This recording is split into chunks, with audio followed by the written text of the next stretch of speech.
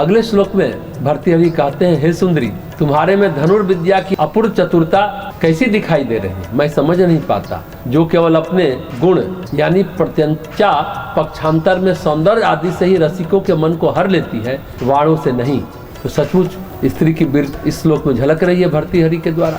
वस्तुतः महाराज भर्तृहरि ने नैनों की ओर संकेत किया और बिना तीर चलाए पुरुषों के कलेजों को भेद डालती है, यानी तीर चलाने की आवश्यकता नहीं पड़ती, यानी दिलों को भी भेद डालती है, मन को मार देती है। ऐसी धनुर्विद्या है जिसमें बाणों की जरूरत ही नहीं है। अगले श्लोक में भर्तृहरि कहते हैं, अंधेरे को नाश करने वाले दीप, अग्नि, नक्षत्र, सूर्य और चंद्रमा आदि के रहते हुए भी यदि मेरी मृगनयनी मेरे पास नहीं है तो मेरे लिए यह सारा संसार अंधेरा ही है। दीपक में रोशनी होते हुए भी, गगन में प्रकाश होते हुए भी, सूर्य और चंद्रमा की जगमगाहट होते हुए भी, मृगनयनी वाली मेरी प्रियतमा के बिना ये सारी दुनिया अंधेरी है, क्योंकि आंखें स्त्री में भी बसी है, स्त्री से बाहर वो देख ही नहीं पा रहा। अगले श्लोक में महाराज भर्तृहरि कहते हैं, हे सुंदरी, उभरे हुए स्तनों का भार, चंचल नेत्र, चलायमान तिरछी भौहें, लालिमा से युक्त अधर पल्लव, ये सब कामांधों को भले ही पीड़ा दे, क्योंकि उद्धृत, चरित्रहीन, चंचल, अस्थिर, राग और ऋषिया वालों को पीड़ा देना धर्मी है।